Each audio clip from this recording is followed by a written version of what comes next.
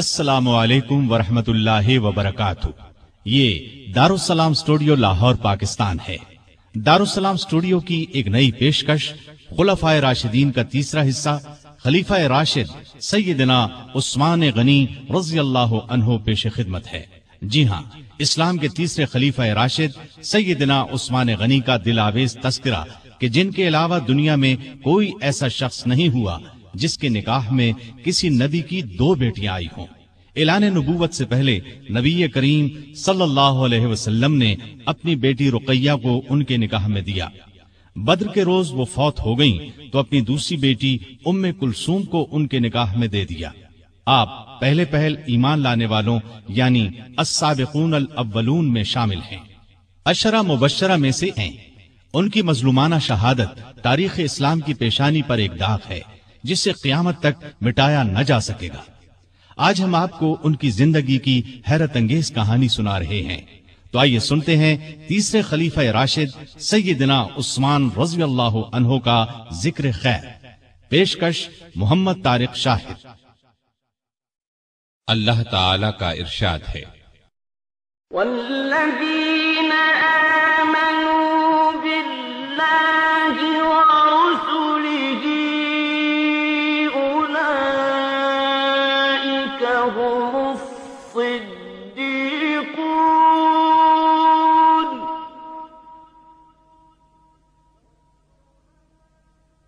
والشہداء عند ربهم لهم أجرهم ونورهم۔ وہ لوگ جو اللہ اور اس کے رسولوں پر ایمان لائے ہیں، یہی تو وہ ہیں جو ان کے پروردگار کے نزدیک صدیق اور شہید ہیں، ان کے لیے اجر اور نور ہے۔ نبی کریم صلی اللہ علیہ وسلم نے ارشاد فرمایا، الہی میں عثمان سے راضی ہوں، تو بھی اس سے راضی ہو جا۔ عثمان کو آج کے بعد کوئی عمل نقصان نہیں دے گا۔ جماعت اصحاب روشن ستارے ہیں، آسمان پر موجود ستاروں کی روشنی کم و بیش ہے۔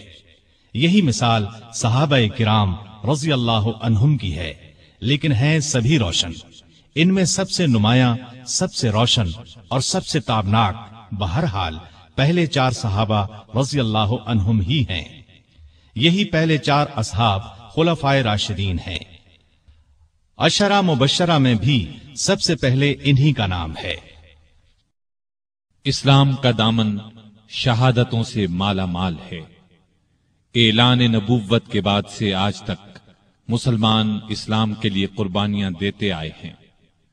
خود نبی پاک صلی اللہ علیہ وسلم کے دور میں بہت سے صحابہ شہادت سے سرفراز ہوئے۔ آج واقعہ کربلا کو شہادت کا سب سے بڑا واقعہ خیال کیا جاتا ہے۔ ایسا خیال کرنے والے سیدنا عثمان غنی رضی اللہ عنہ کی شہادت کے واقعے کو نظر انداز کر دیتے ہیں۔ سیدنا عثمان غنی رضی اللہ عنہ کی شہادت حد درجے مظلومانہ شہادت ہے۔ 40 دن تک فسادیوں نے ان کے گھر کو گھیرے رکھا۔ یہ سانحہ اس شخص کے ساتھ پیش آیا جسے نبی صلی اللہ علیہ وسلم نے دنیا میں جنتی ہونے کی بشارت سے نوازا۔ یکے بعد دیگرے اپنی 2 بیٹیاں ان کے نکاح میں دیں۔ اس کے علاوہ بھی جن کے فضائل بے شمار ہیں، وہ مسلمانوں کے تیسرے خلیفہ راشد تھے۔ اسلام کے لیے ان کی قربانیوں کی ایک طویل فہرست ہے، لیکن افسوس جب ہم تاریخ کے اوراق الٹتے ہیں تو ان کے صفحات پر اس جیسی ہستی کا بھی خون پھیلا نظر آتا ہے۔ سیدنا عثمان غنی رضی اللہ عنہ ہجری سال شروع ہونے سے 47 سال پہلے 576 عیسوی میں شہر مکہ میں پیدا ہوئے۔ ان کی پیدائش سے 6 سال پہلے ہمارے رسول کریم صلی اللہ علیہ وسلم دنیا میں تشریف لا چکے تھے۔ ماں باپ نے نام عثمان رکھا، اسی نام سے مشہور ہوئے۔ ابو عبداللہ اور ابو عمرو کنیتیں تھیں، لیکن کنیتیں مشہور نہیں ہوئیں۔ مشہور لقب ذو النورین ہے، اس کا مطلب ہے 2 نوروں والا۔ چونکہ نبی کریم صلی اللہ علیہ وسلم کی 2 صاحبزادیوں سے آپ کی شادی ہوئی، لہٰذا آپ کو یہ لقب ملا۔ دوسرا لقب غنی ہے، بہت مالدار تھے، لیکن اپنا مال دین کی خدمت اور نیکی کے کاموں میں بے تحاشا خرچ کرتے رہتے تھے، اسی لیے غنی مشہور ہوئے۔ 5ویں پشت میں ان کا سلسلہ نسب رسول کریم صلی اللہ علیہ وسلم سے جا ملتا ہے۔ آپ کا تعلق قریش سے تھا اور قریش کے قبائل میں آپ بنو امیہ سے تھے۔ آپ کے پردادا کا نام امیہ تھا۔ نبی کریم صلی اللہ علیہ وسلم کے پردادا کا نام ہاشم تھا۔ امیہ ہاشم کے بھتیجے اور اپنے خاندان کے رئیس تھے، اس لیے یہ خاندان بنو امیہ کے نام سے مشہور ہوا۔ اس خاندان سے تعلق رکھنے والوں کو اموی کہا جاتا ہے۔ قریش کا قومی جھنڈا بنو امیہ کے پاس تھا۔ اسی طرح بنو ہاشم کے ذمے کعبے کی نگرانی کا کام تھا۔ گویا دونوں خاندان مرتبے والے تھے۔ عثمان غنی کے والد عفان نے اسلام کا زمانہ نہیں پایا۔ رسول اکرم صلی اللہ علیہ وسلم نے جس زمانے میں نبوت کا اعلان فرمایا، عفان اس سے پہلے ہی فوت ہو چکے تھے۔ والدہ کا نام اروا تھا۔ بی بی اروا کی والدہ کا نام ام حکیم بیضا تھا۔ یہ رسول کریم صلی اللہ علیہ وسلم کی پھوپھی یعنی آپ کے والد جناب عبداللہ کی سگی بہن تھی۔ اس طرح بی بی اروا آپ کی پھوپھی زاد بہن تھی اور عثمان آپ کے بھانجے تھے۔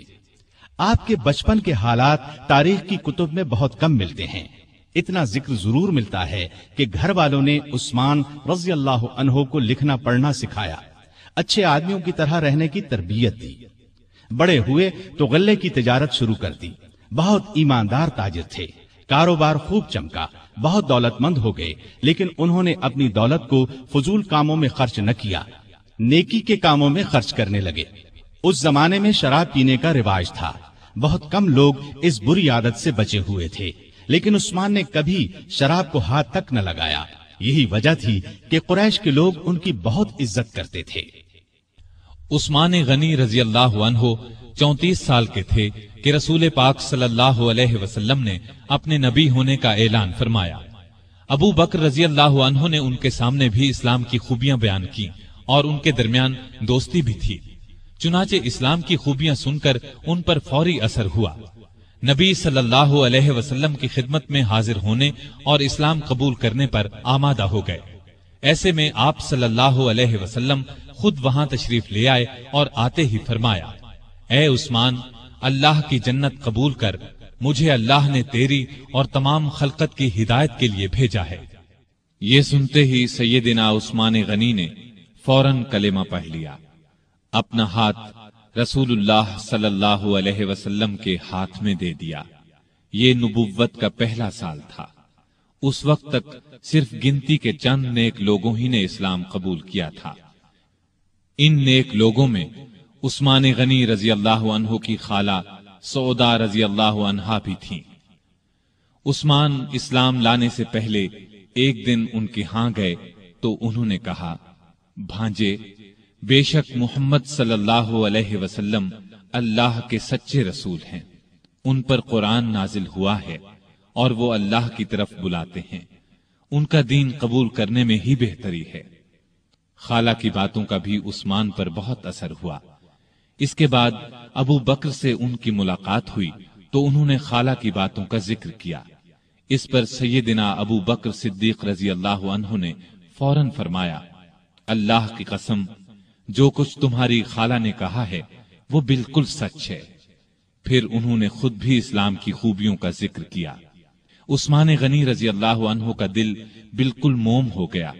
پھر جو ہی نبی صلی اللہ علیہ وسلم وہاں تشریف لائے، عثمان غنی رضی اللہ عنہ نے کلمہ پڑھ لیا۔ جناب ذوالنورین میں اس قدر خوبیاں تھیں کہ ان کے اسلام قبول کرنے کے کچھ ہی عرصے بعد رسول کریم صلی اللہ علیہ وسلم نے اپنی منجلی بیٹی رقیہ رضی اللہ عنہا کی شادی ان سے کر دی۔ اس طرح عثمان رضی اللہ عنہ رسول کریم صلی اللہ علیہ وسلم کے داماد بنے۔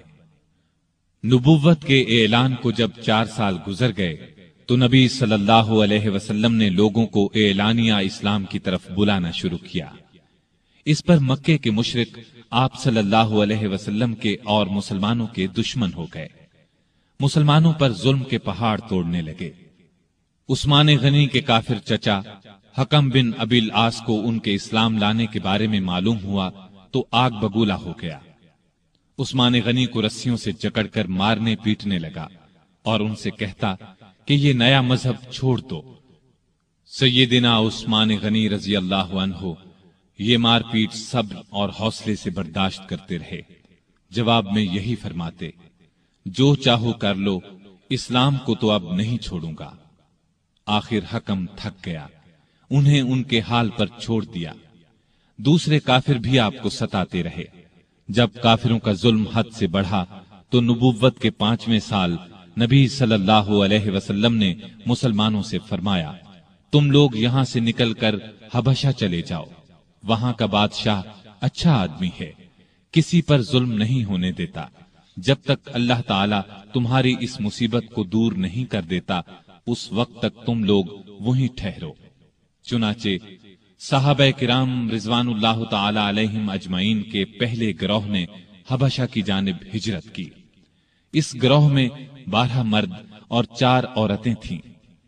سیدنا عثمان غنی رضی اللہ عنہ ان کے امیر تھے اور ان کے ہمراہ ان کی زوجہ محترمہ رسول اللہ صلی اللہ علیہ وسلم کی صاحبزادی رقیہ رضی اللہ عنہا بھی تھیں۔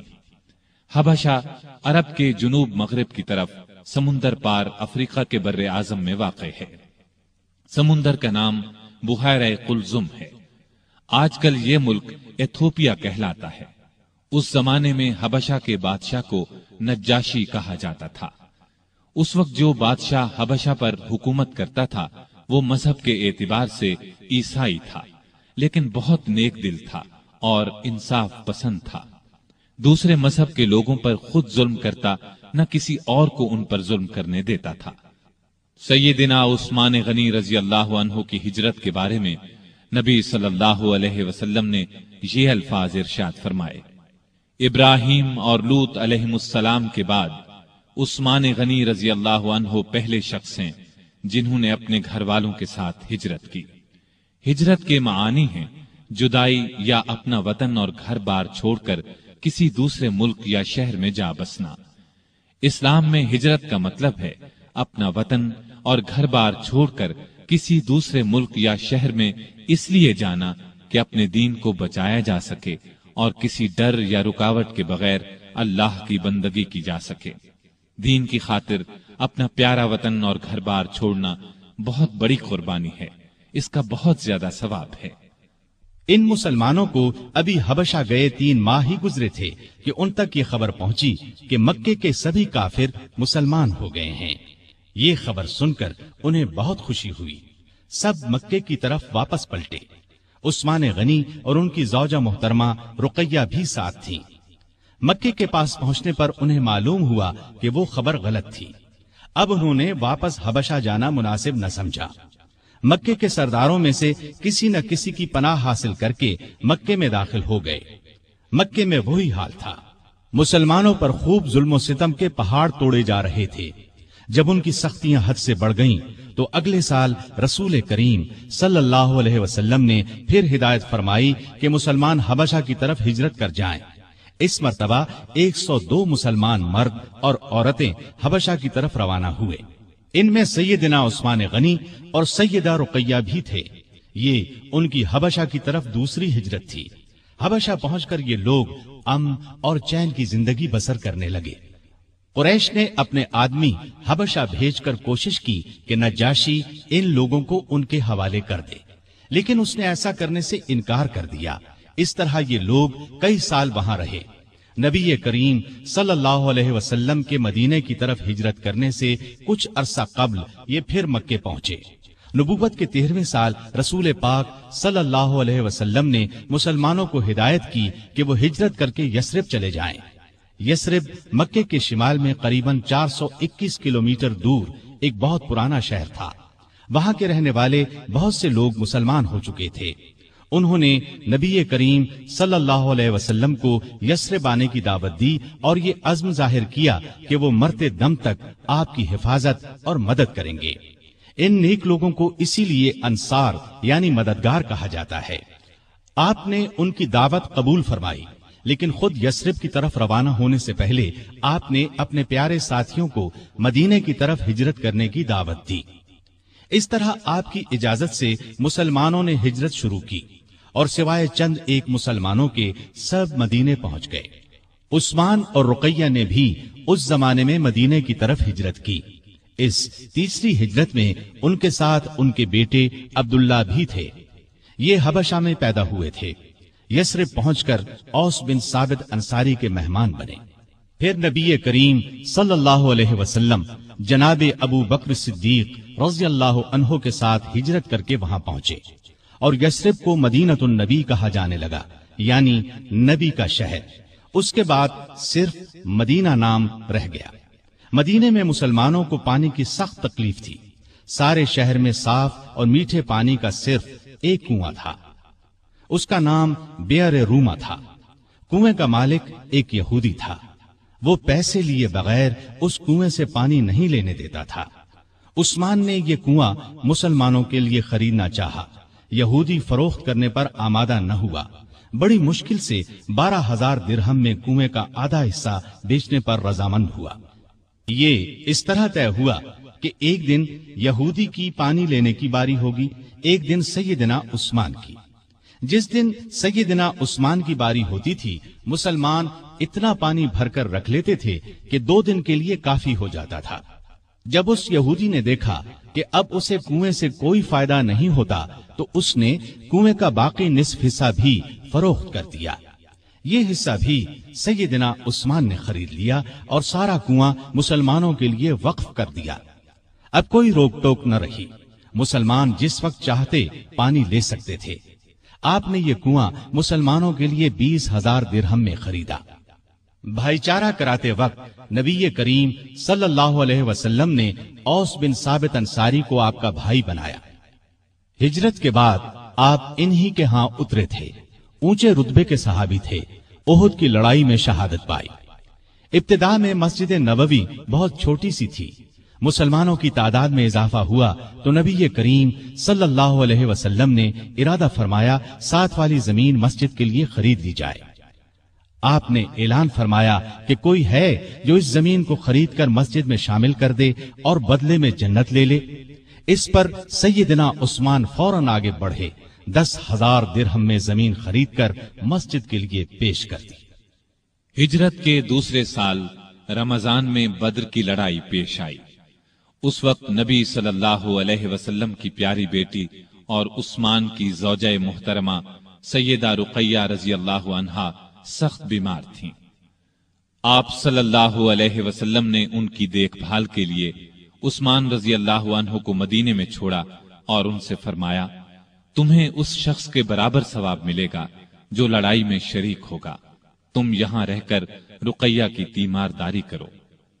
آپ صلی اللہ علیہ وسلم نے اپنے ایک اور قریبی صحابی اسامہ بن زید رضی اللہ عنہ کو بھی مدینے میں چھوڑا تاکہ وہ تیمارداری کے سلسلے میں عثمان رضی اللہ عنہ کی مدد کریں۔ جس روز بدر کا معرکہ ہوا اور مسلمانوں کو فتح نصیب ہوئی، اسی روز مدینے میں سیدہ رقیہ رضی اللہ عنہا کا انتقال ہوا۔ سیدنا عثمان غنی رضی اللہ عنہ کو سیدہ رقیہ رضی اللہ عنہا کی وفات سے بہت صدمہ پہنچا۔ نبی کریم صلی اللہ علیہ وسلم بدر سے واپس تشریف لائے۔ بیٹی کے انتقال کی اطلاع ملی، بہت صدمہ محسوس ہوا، آنکھوں سے آنسو جاری ہو گئے۔ رقیہ رضی اللہ عنہا کی قبر پر تشریف لے گئے۔ عثمان غنی رضی اللہ عنہ کو تسلی دی، مال غنیمت میں سے ایک مجاہد کے برابر انہیں حصہ دیا اور فرمایا، تمہارا ثواب بھی کسی دوسرے سے کم نہیں ہے۔ سیدہ رقیہ رضی اللہ عنہا کی وفات کے بعد سیدنا عثمان غنی رضی اللہ عنہ بہت غمگین رہنے لگے۔ کہا کرتے تھے، افسوس، رسول اللہ صلی اللہ علیہ وسلم سے میرا رشتہ ٹوٹ گیا۔ آپ صلی اللہ علیہ وسلم نے ان کی یہ حالت دیکھی تو اپنی دوسری بیٹی سیدہ ام کلثوم رضی اللہ عنہا کا نکاح ان سے کر دیا۔ یہ نکاح ہجرت کے تیسرے سال ربیع الاول کے مہینے میں ہوا۔ اس کے 2 مہینے بعد ام کلثوم رضی اللہ عنہا کی رخصتی ہوئی۔ ہجرت کے تیسرے سال شوال کے مہینے میں غزوہ احد پیش آیا۔ اس لڑائی میں سیدنا عثمان غنی رضی اللہ عنہ نے شرکت کی۔ दूसरे मुसलमानों की तरह बहादुरी से लड़े। दर्रे पर मुकर्रर 50 सवार जब इस दर्रे से हट गए और काफिरों ने उस तरफ से अचानक हमला किया तो मुसलमानों के पांव उखड़ गए। उस वक्त आप सल्लल्लाहु अलैहि वसल्लम की शहादत की खबर फैली तो हजरत उस्मान गनी रजी अल्लाह अन्हो सदमे से निढाल होकर अपनी जगह खड़े के खड़े रह गए। फिर जब मुसलमानों ने नबी करीम सल्लल्लाहु अलैहि वसल्लम को देख लिया तब सब लोग आप सल्लल्लाहु अलैहि वसल्लम की तरफ दौड़े। सैयदना उस्मान गनी रजी अल्लाह अन्हो भी उनमें शामिल थे। गज़वा खंदक में भी आप रजी अल्लाह अन्हो ने भरपूर हिस्सा लिया। फिर खंदक की हिफाजत के लिए जिन सहाबा को मामूर किया गया उनमें सैयदना उस्मान गनी रजी अल्लाह अन्हो भी शामिल थे। मुसलमानों को काबे से बहुत मोहब्बत थी। जब से हिजरत करके आए थे काबे की जियारत नहीं कर सके थे।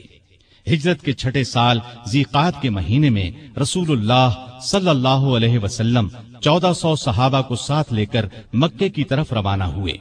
इनमें सैयदना उस्मान भी शामिल थे। आपका इरादा उम्रा करने का था। मक्के में कुरैश को खबर हुई कि मुसलमान मक्के की तरफ आ रहे हैं तो उन्होंने ऐलान कर दिया कि हम मुसलमानों को मक्के में दाखिल नहीं होने देंगे। उनके बहुत से नौजवान मुसलमानों का रास्ता रोकने के लिए निकल पड़े। रसूलुल्लाह सल्लल्लाहु अलैहि वसल्लम को ये इत्तला मिली तो आपने रास्ता बदल लिया और मक्के से चंद मील दूर हुदैबिया के मकाम पर पहुंच गए और यहीं पड़ाव डाल दिया।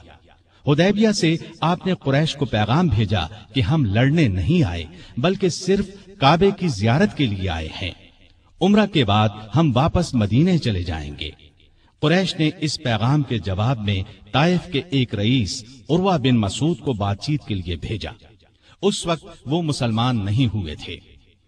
नबी करीम सल्लल्लाहु अलैहि वसल्लम ने उर्वा बिन मसूद से भी यही कहा कि हम लड़ने की नीयत से नहीं आए, सिर्फ उम्रा करेंगे।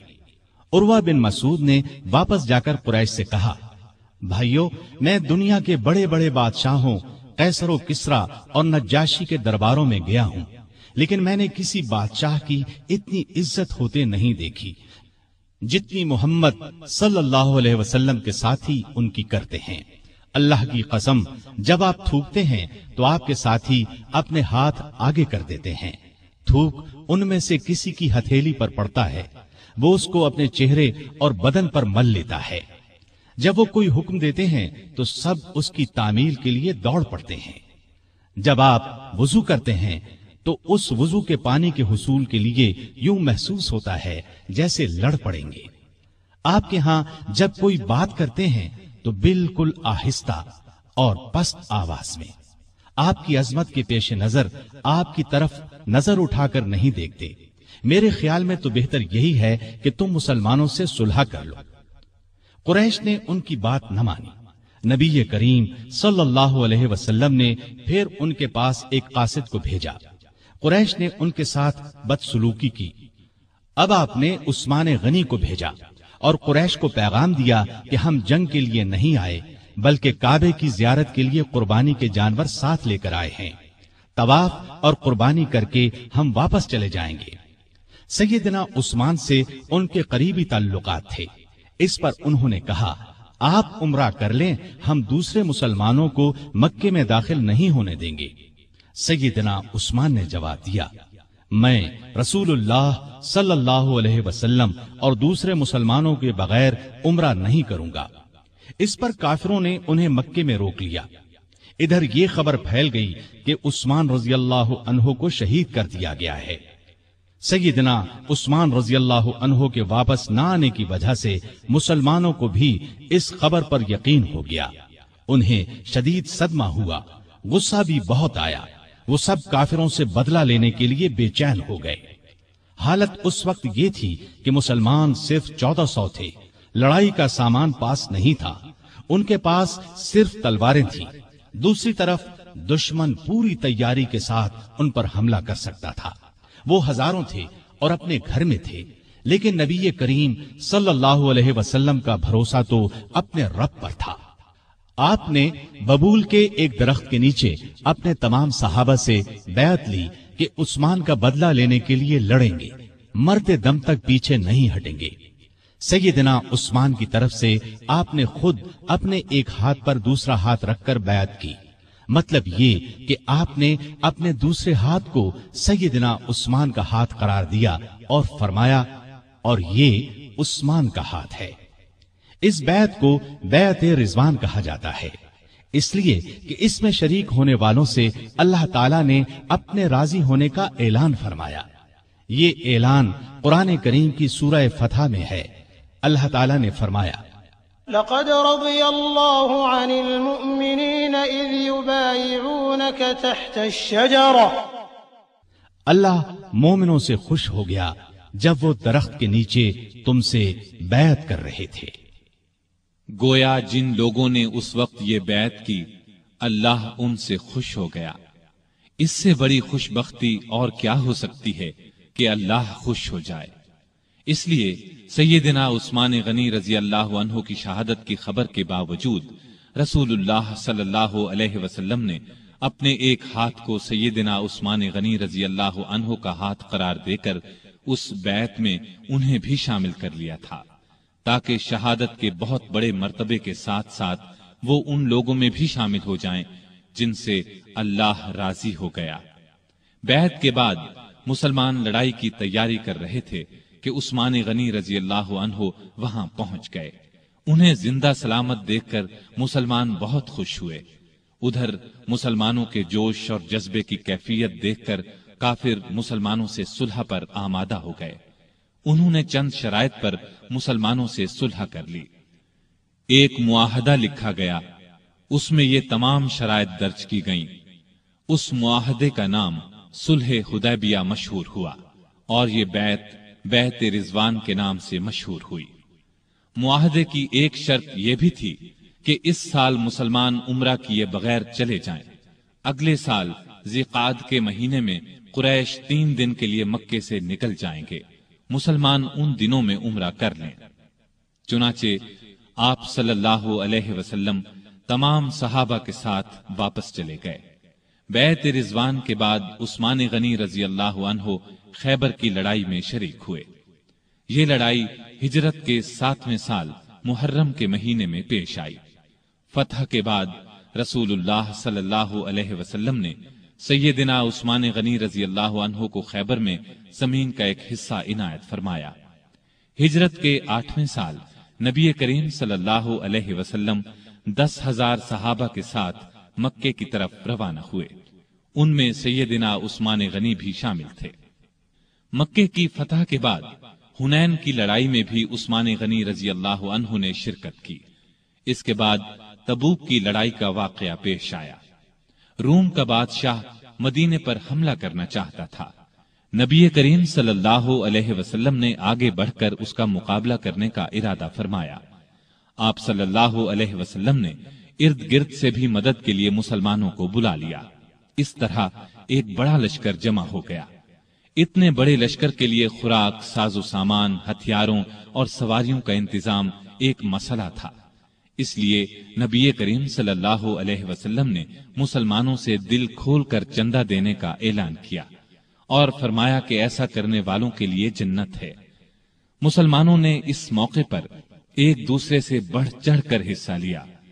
سیدنا ابو بکر رضی اللہ عنہ گھر کا سارا سامان لے آئے۔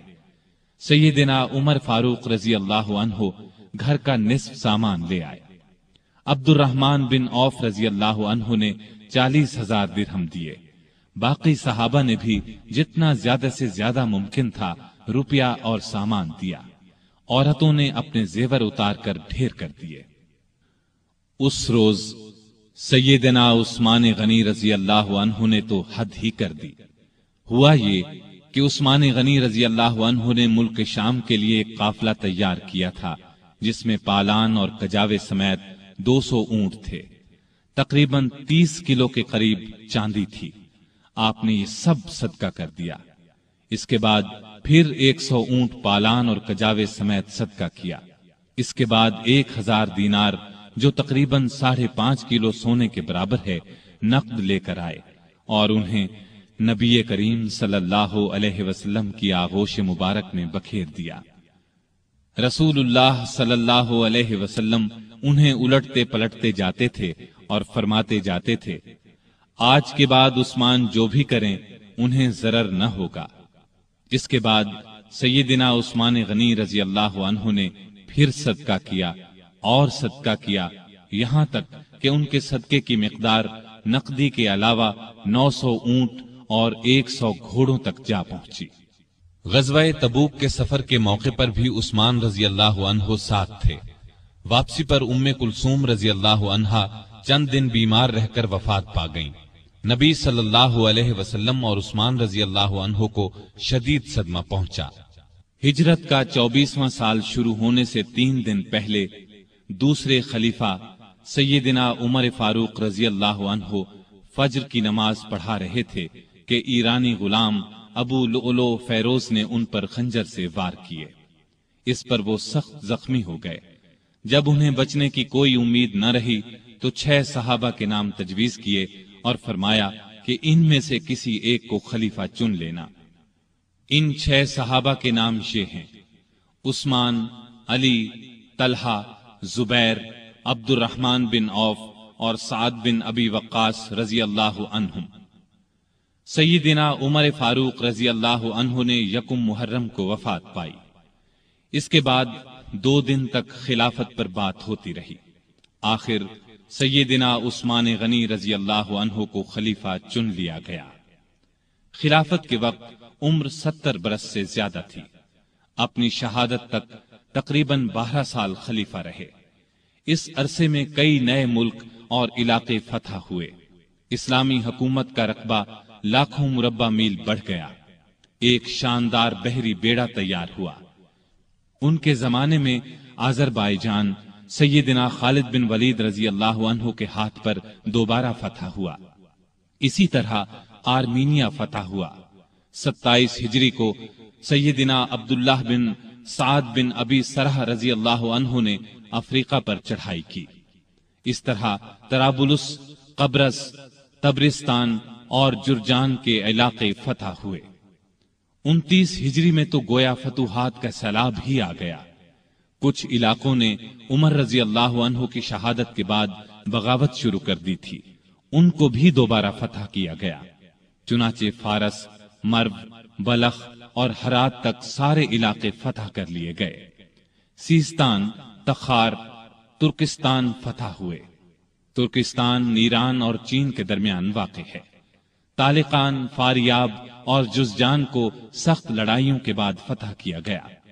بہت سے علاقے اسلام کے پرچم تلے آ گئے، یہاں تک کہ اسلامی حکومت کی سرحد چین کی سرحد سے جا ملی۔ ایک سالار عبد الرحمن بن سمرہ رضی اللہ عنہ بلوچستان تک آ پہنچے اور اس کے بڑے حصے پر قبضہ کر لیا۔ اس زمانے میں بلوچستان نام کا کوئی صوبہ نہیں تھا۔ اس علاقے کو سندھ کا حصہ سمجھا جاتا تھا۔ پھر پورے ایران کو فتح کر لیا گیا۔ کابل سمیت وہ تمام علاقے اسلامی حکومت میں شامل ہو گئے جو آج کل افغانستان، بلوچستان اور وسط ایشیا کا حصہ ہیں۔ ایران میں آئے دن بغاوتیں ہوتی رہتی تھیں۔ اس کی وجہ یہ تھی کہ ایران کا آخری آتش پرست حکمران یزدگرد ابھی زندہ تھا۔ سیدنا عمر فاروق رضی اللہ عنہ کے زمانے میں وہ بھاگ کر ترکستان چلا گیا تھا۔ سیدنا عثمان غنی رضی اللہ عنہ کے دور میں وہ خراسان اور پھر سیستان پہنچا۔ مسلمانوں کے خلاف بغاوت کی، لیکن اسلامی لشکر نے دونوں جگہ اس کی بغاوت کو کچل دیا۔ خود یزدگرد ایک پن چکی والے دیہاتی کے ہاتھوں مارا گیا۔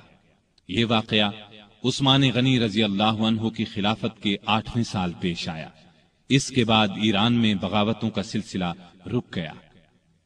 اس کے بعد روم کے بادشاہ کانسٹینس نے شام اور مصر پر حملے کا ارادہ کیا۔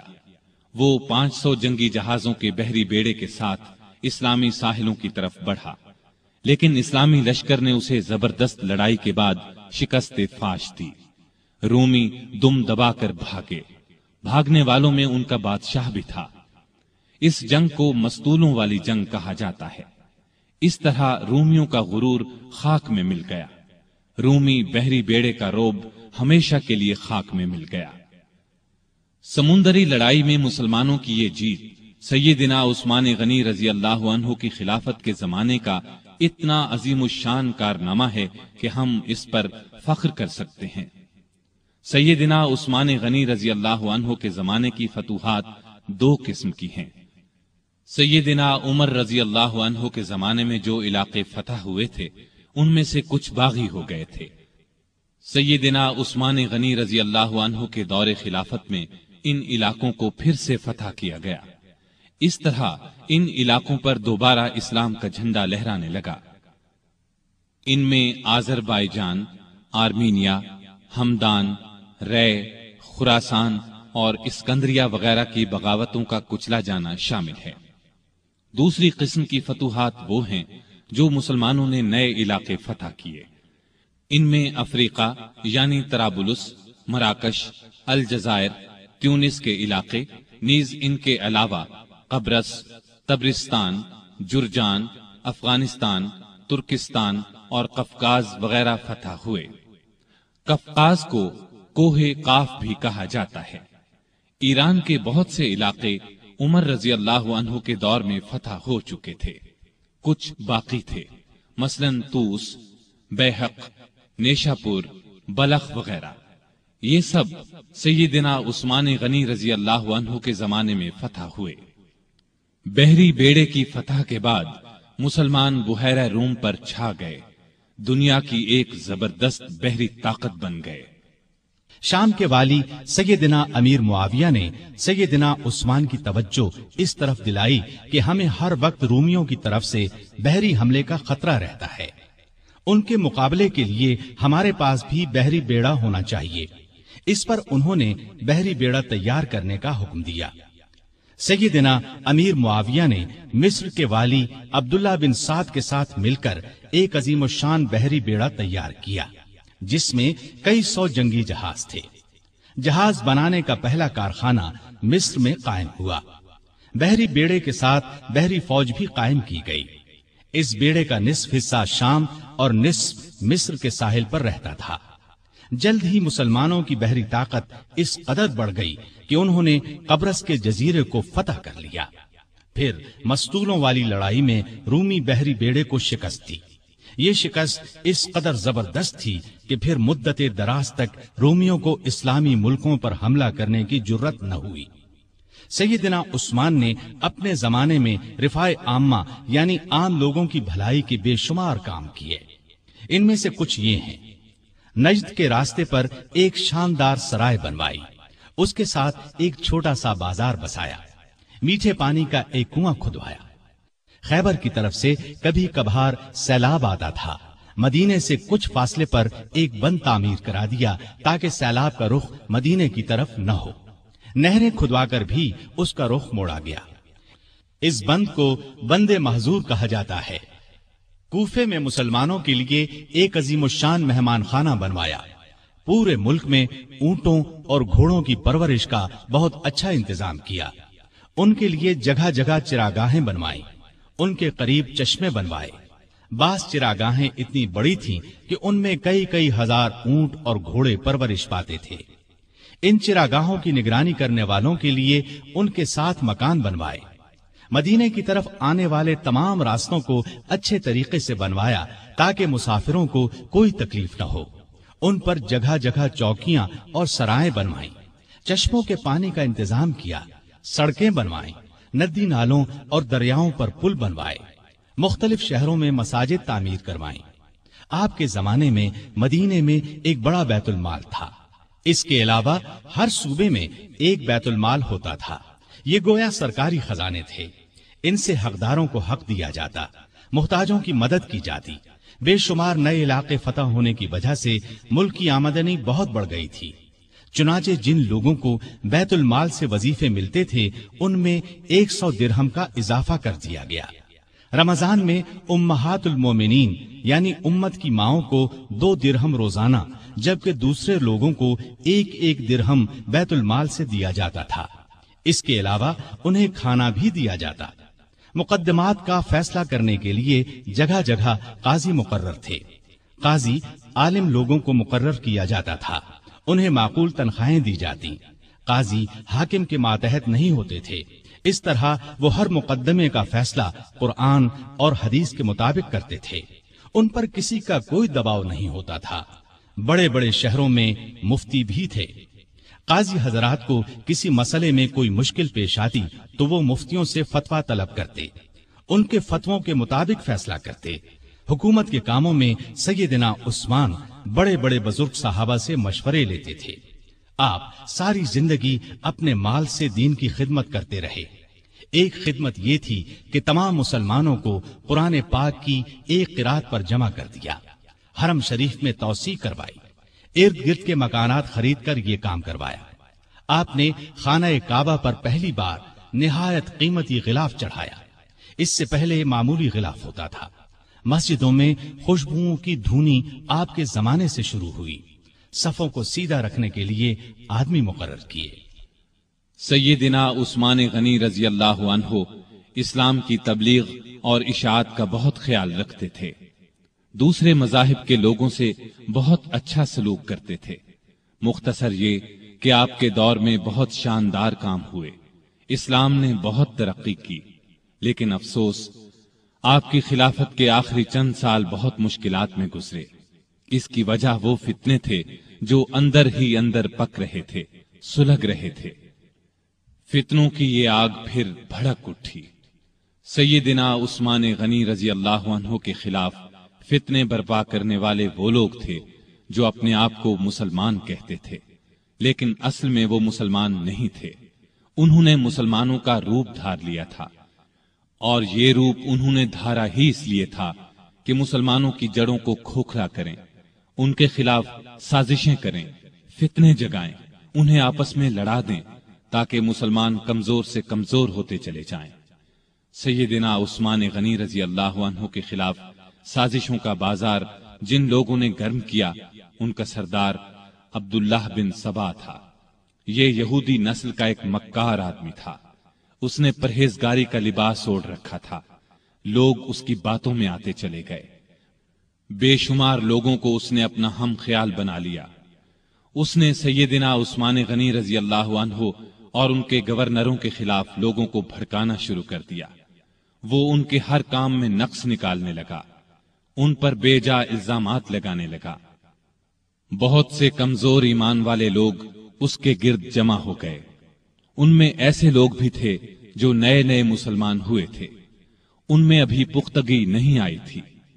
کوفہ، بصرہ اور مصر میں اس نے سازشوں کا جال بچھا دیا۔ یہ جال اس قدر مہارت سے بچھایا گیا کہ بعض نیک دل لوگ بھی شک میں پڑ گئے کہ کہیں واقعی تو ایسا نہیں ہے۔ ایسے لوگوں میں بھی بے چینی پھیل گئی۔ پھر بے چینی کی یہ لہر مدینے کے لوگوں تک جا پہنچی۔ عبداللہ بن سبا اور اس کے حامیوں نے فتنے اور سازش کی یہ آگ الزامات کے ذریعے لگائی۔ اس نے الزام لگایا کہ عثمان غنی رضی اللہ عنہ نے اپنے رشتہ داروں کو خوش کرنے کے لیے انہیں بڑے بڑے عہدوں پر مقرر کر رکھا ہے۔ انہوں نے بیت المال سے بڑی بڑی رقمیں ایسے لوگوں کو دیں جو ان کے حقدار نہیں تھے، بلکہ زیادہ تر ان کے رشتہ دار تھے۔ طرابلس کی جنگ سے جو مال غنیمت حاصل ہوا، اس کا 5واں حصہ بیت المال کا حق تھا، لیکن انہوں نے مصر کے گورنر عبداللہ بن سعد کو دے دیا۔ جب سیدنا عثمان غنی رضی اللہ عنہ تک یہ باتیں پہنچیں تو انہوں نے بھرے مجمع میں ان الزامات کے یہ جوابات دیے۔ میں نے ان لوگوں کو خوش کرنے کے لیے نہیں، بلکہ لائق، بہادر اور بھروسے کے قابل سمجھ کر اونچے عہدوں پر مقرر کیا ہے۔ میں اپنے خاندان والوں سے واقعی محبت کرتا ہوں، لیکن ان کی خاطر ظالم نہیں بن سکتا۔ میں ان کے صرف وہی حق ادا کرتا ہوں جو واجب ہیں۔ ان کو دل کھول کر دیتا ہوں تو بیت المال سے نہیں، اپنے ذاتی مال میں سے دیتا ہوں۔ مسلمانوں کا مال میں اپنے لیے حلال سمجھتا ہوں اور نہ کسی دوسرے کے لیے۔ طرابلس کی لڑائی میں عبداللہ بن سعد اسلامی فوج کے سپاہ سالار تھے۔ میں نے ان سے وعدہ کیا تھا کہ اگر آپ لڑائی میں کامیاب ہوئے تو غنیمت کے مال کا 5واں حصہ آپ کو دیا جائے گا۔ فتح کے بعد میں نے اپنے وعدے کے مطابق یہ حصہ انہیں دیا، لیکن جب دوسرے مسلمانوں نے اس بات کو پسند نہ کیا تو میں نے یہ حصہ ان سے لے کر بیت المال میں جمع کرا دیا۔ اب اس میں اعتراض والی بات کون سی رہ گئی؟ اس کے علاوہ ان پر ایک چراگاہ کے بارے میں بھی الزام تھا۔ یہ چراگاہ مدینے کے قریب بنائی گئی تھی۔ سیدنا عثمان غنی رضی اللہ عنہ نے اس کو حکومت کی ملکیت قرار دیا، عام لوگوں کو اس سے فائدہ اٹھانے سے روک دیا۔ اس الزام کے جواب میں انہوں نے یہ کہا کہ اس چراگاہ کو مجھ سے پہلے ہی سرکاری بنا دیا گیا تھا تاکہ سرکاری گھوڑے اور اونٹ وہاں چر سکیں۔ میں نے اس میں عام لوگوں کو مویشی چرانے سے نہیں روکا۔ میرے پاس تو صرف 2 اونٹ ہیں جو میں نے حج کے لیے رکھ چھوڑے ہیں۔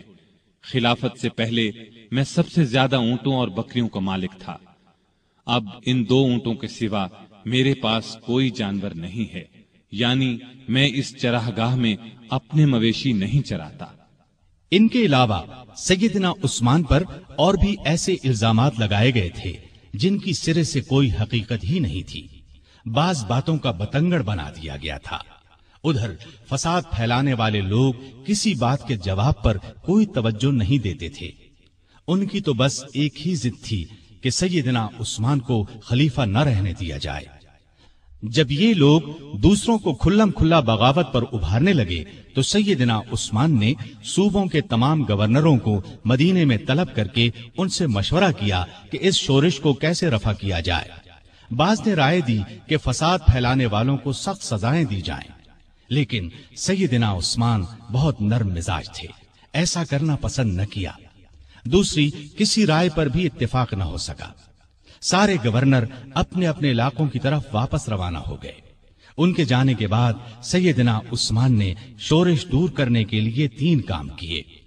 ایک یہ کہ کوفے کا گورنر سعید بن عاص کی جگہ بزرگ صحابی ابو موسیٰ اشعری کو مقرر فرمایا، کیونکہ کوفے کے باغی سعید بن عاص کے دشمن بن چکے تھے اور انہوں نے یہ مطالبہ کیا تھا کہ ابو موسیٰ اشعری کو کوفے کا گورنر بنایا جائے۔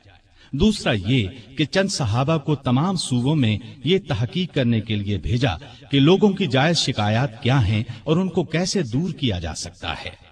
تیسرا یہ کہ ملک بھر میں اعلان کرا دیا کہ جس کسی کو مجھ سے یا میرے کسی حاکم سے کوئی شکایت ہو وہ حج کے موقع پر پیش کرے، میں یہ شکایت دور کر دوں گا اور ظالم سے مظلوم کا حق دلاؤں گا۔ جس وقت سیدنا عثمان حالات کو سدھارنے کی یہ کوششیں فرما رہے تھے، عین اس وقت دوسری طرف مصر، کوفہ اور بصرہ کے سازشی لوگوں نے آپس میں خطوط لکھ کر خفیہ طریقے سے طے کیا کہ اچانک مدینے پہنچ کر سیدنا عثمان سے تلوار کے زور پر اپنے مطالبات منوائے جائیں۔ آخر یہ لوگ، جن کی تعداد ہزاروں میں تھی، ایک ہی وقت مدینے پہنچے۔ شہر سے 2-3 میل دور پڑاؤ ڈالا۔ پہلے ان لوگوں نے مدینے کے سب سے بزرگ صحابہ علی، طلحہ، زبیر اور سعد بن ابی وقاص رضی اللہ عنہم کو اپنے ساتھ ملانے کی کوشش کی، لیکن چاروں نے ان کا ساتھ دینے سے انکار کر دیا۔ اس کے بعد سیدنا علی جناب عثمان کی طرف سے باغیوں کے پاس گئے اور ان کے ایک ایک الزام کا جواب دے کر انہیں واپس جانے کی ترغیب دی، ساتھ ہی انہیں یقین دلایا کہ سیدنا عثمان تمہارے جائز مطالبات ماننے کے لیے تیار ہیں۔ اس پر سارے باغی واپس جانے پر رضامند ہو گئے اور اپنے اپنے علاقے کی طرف روانہ ہو گئے۔ اس واقعے کو چند ہی روز گزرے تھے کہ ایک دن مدینے کی گلیاں گھوڑوں کی ٹاپوں اور انتقام انتقام کی آوازوں سے گونج اٹھی۔ لوگ گھبرا کر باہر نکلے۔ انہوں نے دیکھا کہ مصری باغیوں کی جماعت پھر واپس آ گئی ہے۔ سیدنا علی آگے بڑھے اور ان سے واپس آنے کا سبب پوچھا تو انہوں نے جواب دیا کہ ہم واپس جا رہے تھے، راستے میں ایک شخص کو دیکھا جو مدینے کی طرف سے آ رہا تھا اور بڑی تیزی سے مصر کی طرف جا رہا تھا۔ ہمیں اس کی چال ڈھال سے شبہ گزرا، روک کر اس کی تلاشی لی تو اس کے پاس سے ایک خط ملا۔ وہ خط مصر کے گورنر کے نام تھا۔ خط امیر المومنین عثمان کی طرف سے تھا۔ اس میں انہوں نے لکھا تھا کہ جو لوگ مدینے سے مصر واپس آ رہے ہیں ان سب کو قتل کر دیا جائے۔ خط پر سیدنا عثمان کی مہر بھی لگی تھی۔ اس خط کو دیکھ کر ہم نے سمجھ لیا کہ ہمارے ساتھ دھوکہ کیا جا رہا ہے۔ اب ہم اس دھوکے کا انتقام لینے کے لیے واپس آئے ہیں۔ جب یہ معاملہ سیدنا عثمان غنی رضی اللہ عنہ کے سامنے رکھا گیا تو وہ بہت حیران ہوئے اور قسم کھا کر کہا، نہ میں نے یہ خط لکھا نہ کسی سے لکھوایا۔ اس پر لوگوں نے خیال ظاہر کیا کہ یہ خط سیدنا عثمان کے مشیر مروان بن حکم نے ان کی اجازت کے بغیر لکھا ہے۔ ادھر باغی تو فساد پر تلے ہوئے تھے۔ انہوں نے کہا خط چاہے کسی نے لکھا ہو، اس کے ذمہ دار خلیفہ ہی ہیں، اس لیے وہ خلافت سے الگ ہو جائیں۔ اسی دوران میں کوفہ اور بصرہ کے لوگ بھی واپس آ گئے۔ ان سے پوچھا گیا کہ تم لوگوں کے راستے تو الگ الگ ہیں، پھر تم کس طرح راستے سے پلٹ آئے ہو؟ انہوں نے کوئی جواب نہ دیا اور مصریوں میں شامل ہو گئے۔ سیدنا عثمان غنی رضی اللہ عنہ نے باغیوں کو جواب دیا، جب تک مجھ میں جان ہے خلافت سے الگ نہیں ہوں گا۔ میں تمہاری ہر جائز شکایت کو دور کرنے کے لیے تیار ہوں، لیکن تمہارے کہنے سے خلافت کی قمیص کو نہیں اتاروں گا، اس لیے کہ یہ قمیص مجھے اللہ نے پہنائی ہے، اور مجھے رسول اللہ صلی اللہ علیہ وسلم نے فرمایا تھا کہ اللہ تعالیٰ تجھے قمیص پہنائے گا، پھر اسے اتارنے کے لیے لوگ آئیں گے تو اسے نہ اتارنا۔ میں نہ تو تلوار کے زور پر خلیفہ بنا تھا اور نہ کوئی تلوار کے زور پر مجھے خلافت سے الگ کر سکتا ہے۔ میں رسول صلی اللہ علیہ وسلم کی وصیت کے مطابق آخری دم تک صبر کروں گا۔ ان کا یہ جواب سن کر سارے باغی آگے بڑھے اور امیر المؤمنین سیدنا عثمان غنی کے گھر کو گھیرے میں لے لیا۔ باغیوں نے ان کے گھر کو کئی دن تک گھیرے میں رکھا۔ ان دنوں میں ان ظالموں نے بہت گھٹیا حرکات کی، ان کے گھر میں پانی اور خوراک تک جانے سے روک دیا۔ ایک روز ام المؤمنین سیدہ ام حبیبہ رضی اللہ عنہا نے کھانے پینے کی کچھ چیزیں لے کر سیدنا عثمان غنی تک جانے کی کوشش کی، لیکن ظالم باغیوں نے ان کی بے ادبی کی اور آگے نہ جانے دیا۔ ایک روز سیدنا علی رضی اللہ عنہ نے اپنے چند آدمیوں کے ذریعے پانی کی 3 مشکیں بھجوائیں۔ ان آدمیوں کو باغیوں نے روکا، لیکن وہ لڑ بھیڑ کر اور کئی زخم کھا کر پانی کی مشکیں اندر لے جانے میں کامیاب ہو گئے۔ 1-2 بار پڑوس کے گھروں سے بھی خوراک اور پانی کی مدد پہنچی، لیکن یہ اتنی کم ہوتی تھی کہ بڑی مشکل سے 1-2 دن گزرتے تھے۔ مدینے میں جتنے بھی بزرگ اور جلیل القدر صحابہ موجود تھے، ان سب نے باغیوں کو بہت سمجھایا، لیکن باغیوں نے ان کا بھی لحاظ نہ کیا، کوئی بات نہ مانی۔ خود امیر المؤمنین سیدنا عثمان غنی رضی اللہ عنہ نے کئی مرتبہ باغیوں کو سمجھانے کی کوشش کی، مکان کی چھت پر جا کر کئی مرتبہ ان کے سامنے بہت با اثر تقاریر کی، انہیں یاد دلایا کہ رسول اللہ صلی اللہ علیہ وسلم جب مدینے تشریف لائے تھے تو مسجد نبوی کے لیے جگہ تنگ تھی۔ آپ نے اعلان فرمایا تھا کہ جو شخص مسجد کے لیے زمین خریدے گا اسے جنت میں جگہ ملے گی۔ میں نے ہی یہ جگہ خرید کر مسجد میں شامل کی تھی، لیکن آج تم مجھے اس مسجد میں نماز پڑھنے سے روکتے ہو۔ ہجرت کے بعد سارے مدینے میں بس ایک ہی کنواں تھا۔ رسول اللہ صلی اللہ علیہ وسلم نے اعلان فرمایا تھا کہ جو شخص اس کنویں کو خرید کر مسلمانوں کے لیے پانی عام کرے گا اس کے لیے جنت ہے۔ کیا تمہیں علم نہیں ہے کہ میں نے ہی یہ کنواں خرید کر مسلمانوں کے حوالے کیا تھا، لیکن آج تم نے مجھ پر اس کا پانی بند کر دیا ہے۔ رسول اللہ صلی اللہ علیہ وسلم کے ساتھ میرا کیا تعلق تھا، کیا تم یہ بھی نہیں جانتے؟ ان کی یہ تمام باتیں بھی پتھر دل باغیوں کو ہلا نہ سکی۔ ان ظالموں نے امیر المؤمنین کے مکان کو آنے والے تمام راستوں پر پہرے بٹھا دیے تاکہ مدینے کے لوگ ان کی مدد کو نہ پہنچ سکیں۔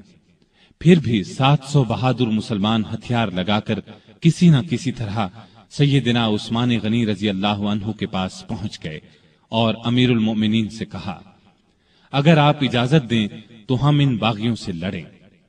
اس پر عثمان غنی رضی اللہ عنہ نے فرمایا، میں تم لوگوں کو اللہ کا واسطہ دیتا ہوں کہ کوئی شخص میرے لیے اپنا خون نہ بہائے۔ اس پر چند نوجوانوں کے سوا نہ چاہتے ہوئے بھی باقی لوگ واپس چلے گئے۔ سیدنا عثمان غنی رضی اللہ عنہ نے یہ بھی پسند نہ فرمایا کہ رسول اللہ صلی اللہ علیہ وسلم کے شہر کو چھوڑ کر کسی دوسرے شہر چلے جائیں۔ وہ تمام مصیبتیں صبر اور شکر سے برداشت کرتے رہے، لیکن گوارا نہ کیا کہ لوگ ان کی خاطر ایک دوسرے کا خون بہائیں۔ ادھر مدینے میں یہ ہو رہا تھا، ادھر مکے میں حج ہو رہا تھا، اکثر لوگ حج کے لیے گئے ہوئے تھے۔ باغی بھی یہ سوچ رہے تھے کہ حج کے بعد لوگ مدینے کا رخ کریں گے اور موقع ہاتھ سے نکل جائے گا، چنانچہ وہ سیدنا عثمان کے قتل کا مشورہ کرنے لگے۔ سیدنا عثمان کو ان کے ارادے کی خبر ہوئی تو انہوں نے مکان کی چھت پر کھڑے ہو کر باغیوں کے سامنے یہ تقریر کی: لوگو، آخر تم مجھے کس جرم میں قتل کرنا چاہتے ہو؟ اسلام 3 صورتوں کے علاوہ کسی مسلمان کے قتل کرنے کی اجازت نہیں دیتا، یا تو وہ اسلام لانے کے بعد اس سے پھر جائے، یا شادی کے بعد بدکاری کرے، یا کسی کو جان بوجھ کر قتل کرے۔ اللہ کی قسم، میں نے ان تینوں میں سے کوئی گناہ نہیں کیا، پھر تم میرے خون کے پیاسے کیوں ہو؟ باغیوں پر اس تقریر کا بھی کوئی اثر نہ ہوا۔ انہوں نے 18 ذوالحج 35 ہجری کو امیر المومنین کے مکان پر حملہ کر دیا۔ گھر کے بڑے دروازے پر حسن بن علی، عبداللہ بن زبیر، محمد بن طلحہ رضی اللہ عنہم اور کچھ دوسرے نوجوان پہرا دے رہے تھے۔ انہوں نے باغیوں کا زبردست مقابلہ کیا اور زخم کھا کر بھی انہیں اندر داخل نہ ہونے دیا۔ اب 4 باغی ساتھ کے ایک مکان کے ذریعے دیوار پھاند کر اندر داخل ہو گئے۔ اس وقت سیدنا عثمان روزے سے تھے اور قرآن پاک کی تلاوت کر رہے تھے۔ ظالموں نے لوہے کی ایک سلاخ، نیزے اور تلوار سے ان پر وار کیے۔ ان کی زوجہ محترمہ سیدہ نائلہ انہیں بچانے کے لیے آگے بڑھیں تو تلوار کے وار سے ظالموں نے ان کی انگلیاں کاٹ دیں۔ اس طرح ظالموں نے 82 سالہ نہت امیر المومنین سیدنا عثمان رضی اللہ عنہ کو شہید کر دیا۔ انا للہ و انا الیہ راجعون۔ انہیں شہید کر دیا جنہوں نے اپنے آپ کو بچانے کے لیے ان کا خون بہانا پسند نہیں فرمایا تھا، ورنہ وہ فوج بلا کر ان سب کو قتل کروا سکتے تھے۔ ان کا خون قرآن کے ان الفاظ پر گرا: فَسَيَكْفِيكَهُمُ اللَّهُ۔ وہ جمعے کے دن کا تیسرا پہر تھا۔ ان کی شہادت کی خبر سن کر لوگ سناٹے میں آ گئے۔ ان کے گمان میں بھی نہیں تھا کہ بات یہاں تک پہنچ جائے گی۔ جنازہ رات کے وقت لے جایا گیا، ڈر تھا کہ باغی ناش کی بے حرمتی نہ کریں۔ اس مظلوم شہید کو بقیع الغرقد المعروف جنت البقیع میں دفن کیا گیا۔ آپ بہت خوبصورت تھے، ہمیشہ صاف ستھرا لباس پہنتے تھے، لیکن ایسا لباس نہیں پہنتے تھے جس سے غرور پیدا ہو۔ گھر کے افراد کو بھی ایسا لباس نہیں پہننے دیتے تھے۔ غذا عام طور پر سادہ اور نرم کھاتے تھے۔ اپنی روزی کپڑے اور غلے وغیرہ کی تجارت سے کماتے تھے۔ بہت دیانتدار اور کامیاب تاجر تھے۔ اپنی دولت اللہ کے راستے میں لٹاتے رہتے تھے۔ بہت زیادہ صفائی پسند تھے۔ جس دن سے مسلمان ہوئے تھے ہر روز غسل فرماتے تھے۔ خوشبو بہت پسند تھی۔ فرض نمازوں اور روزوں کی سختی سے پابندی کے علاوہ نفلی عبادت بھی بہت کرتے تھے۔ اکثر تیسرے دن روزہ رکھتے، رات کو صرف اتنا کھاتے کہ انسان زندہ رہ سکے۔ بعض اوقات تو ساری رات عبادت میں گزار دیتے۔ قرآن مجید کی تلاوت کا بہت زیادہ شوق تھا۔ تلاوت کے بغیر کوئی دن نہ گزرتا تھا۔ ہر سال حج کے لیے جاتے، آخری سال باغیوں کے محاصرے کی وجہ سے نہ جا سکے۔ لکھنا پڑھنا جانتے تھے، وحی کی کتابت بھی کرتے تھے۔ وحی نازل ہوتی تو اکثر نبی کریم صلی اللہ علیہ وسلم انہیں لکھنے کے لیے بلاتے۔ قرآن کے بہت بڑے عالم اور حافظ تھے۔ رسول اللہ صلی اللہ علیہ وسلم کی 146 احادیث آپ کے ذریعے سے امت تک پہنچی۔ شریعت کے مسائل سے بخوبی واقف تھے۔ لوگ ان سے مسئلے پوچھتے تھے۔ نبی کریم صلی اللہ علیہ وسلم کی دوسری بیٹی سیدہ ام کلثوم کی وفات کے بعد آپ نے کچھ اور نکاح بھی کیے۔ 9 یا 7 بیٹیاں اور 8 بیٹے ہوئے۔ 2 بیٹے بچپن ہی میں فوت ہو گئے۔ ان کے ایک بیٹے ابان نے شہرت پائی، بنو امیہ کی حکومت میں اونچے عہدوں پر کام کیا۔ حیا سیدنا عثمان میں بہت زیادہ تھی، حتیٰ کہ فرشتے بھی ان سے حیا کرتے تھے۔ اللہ کا خوف بہت تھا۔ موت، قبر اور قیامت کا ہر وقت خیال رہتا۔ آپ کی سخاوت انتہا کو پہنچی ہوئی تھی۔ کوئی دن ایسا نہیں گزرتا تھا جس میں وہ خیرات نہ کرتے ہوں۔ وہ اللہ تعالی کے اس ارشاد کی مکمل تصویر تھے۔ جو لوگ ضرورت مندوں کے لیے دل کو تنگ کیے بغیر اپنا مال خرچ کرتے ہیں وہی کامیاب ہیں۔ سیدنا عثمان غنی رضی اللہ عنہ نے بئر روما خرید کر مسلمانوں کے لیے عام کر دیا، مسجد نبوی کی توسیع کے لیے زمین خریدی۔ سیدنا علی رضی اللہ عنہ کی سیدہ فاطمہ رضی اللہ عنہا سے شادی کا موقع آیا تو انہوں نے اپنی زرہ سیدنا عثمان رضی اللہ عنہ کے ہاتھ 480 درہم میں بیچ دی۔ عثمان رضی اللہ عنہ نے اس رقم کے ساتھ وہ زرہ بھی انہیں واپس تحفے میں دے دی۔ تبوک کے موقع پر تو ان کی دریا دلی کی انتہا نہ رہی۔ قحط کے موقع پر غلے سے لدے ہوئے اونٹ لوگوں میں تقسیم کر دیے۔ ہر جمعے کو ایک غلام آزاد کرتے تھے، کسی جمعے نہ کر پاتے تو آئندہ جمعے 2 غلام آزاد کرتے۔ اپنی خلافت کے زمانے میں بیت المال سے اپنی ذات کے لیے 1 درہم بھی نہ لیا، اگرچہ وہ کم از کم 5000 درہم ہر سال لینے کے حقدار تھے۔ 12 سالہ خلافت میں 60,000 درہم گویا انہوں نے مسلمانوں کے لیے چھوڑ دیے۔ آپ رضی اللہ عنہ میں سادگی انتہا کو پہنچی ہوئی تھی۔ اپنے کام اپنے ہاتھوں سے کرتے تھے۔ ایک مرتبہ ایک غلام نے سیدنا عثمان غنی رضی اللہ عنہ کو دعوت دی، اس کی دعوت خوشی سے قبول کر لی۔ نہایت صابر تھے، تمام مصیبتیں نہایت صبر سے برداشت کی، اپنے حامیوں کو مخالفین پر تلوار نہ اٹھانے دی۔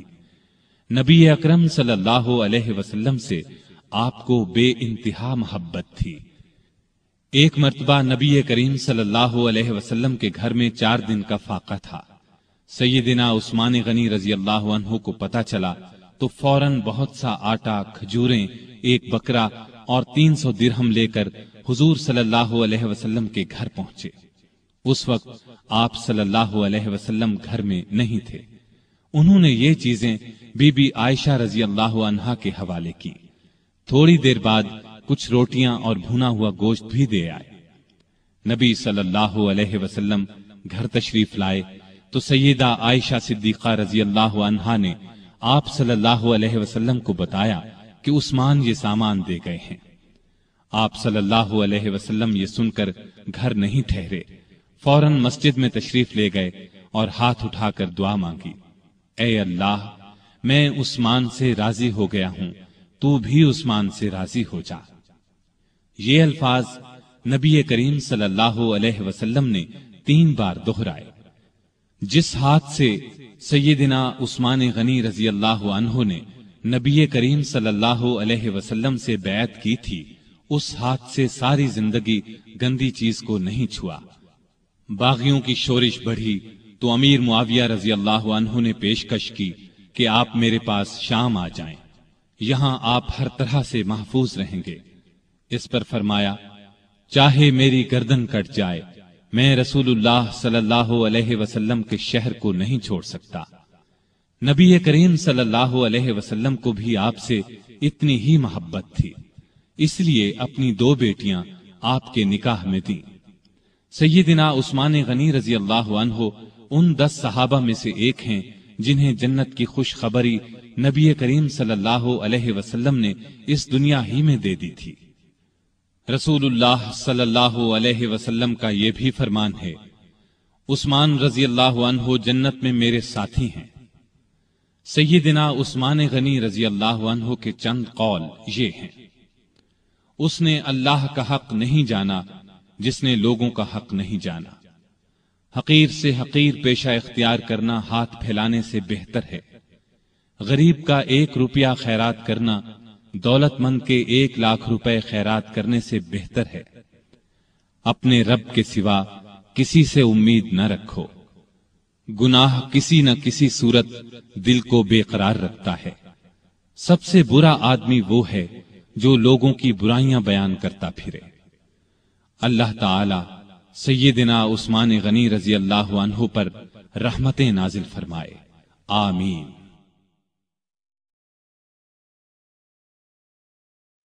سامعین محترم، ابھی آپ دارالسلام اسٹوڈیو لاہور پاکستان سے تیسرے خلیفہ راشد عثمان غنی رضی اللہ عنہ سن رہے تھے۔ یہ خلفائے راشدین کا تیسرا حصہ تھا۔ چوتھے حصے میں آپ خلیفہ راشد سیدنا علی رضی اللہ عنہ کے بارے میں حالات واقعات سنیں گے۔ دارالسلام اسٹوڈیو تلاوت قرآن مجید، ترجمہ، سیرت النبی، قصص الانبیاء، صحابہ کرام، ائمہ اعظام اور محدثین کے حالات واقعات، نیز نماز، روزہ، حج اور دیگر عبادات کا صحیح طریقہ، بچوں اور عورتوں کے لیے انتہائی دلچسپ اور سچی کہانیاں، اور وہ سب کچھ جس سے نئی نسل کی تربیت اسلامی خطوط پر ہو سکے، آڈیو کیسٹس اور سیڈیز میں پیش کر رہا ہے۔ دارالسلام اسٹوڈیو دارالسلام پبلشرز اینڈ ڈسٹریبیوٹرز کا ایک حصہ ہے جو اسلامی کتب کی اشاعت کا بین الاقوامی ادارہ ہے، جس کا ہیڈ آفس سعودی عرب کے دارالحکومت ریاض میں واقع ہے، جس کے مینیجنگ ڈائریکٹر جناب عبد المالک مجاہد ہیں۔ دارالسلام کا دنیا کے 27 ملکوں میں نیٹ ورک ہے۔ پاکستان میں اس کا ایڈریس نوٹ کر لیں۔ دارالسلام اسٹوڈیو 50 لوور مال نزد ایمیو کالج، لاہور۔ فون 724-0024 723-2400 اور 712-0054، فیکس 735-4072۔ یہ پیشکش تھی محمد طارق شاہد کی۔ اللہ حافظ۔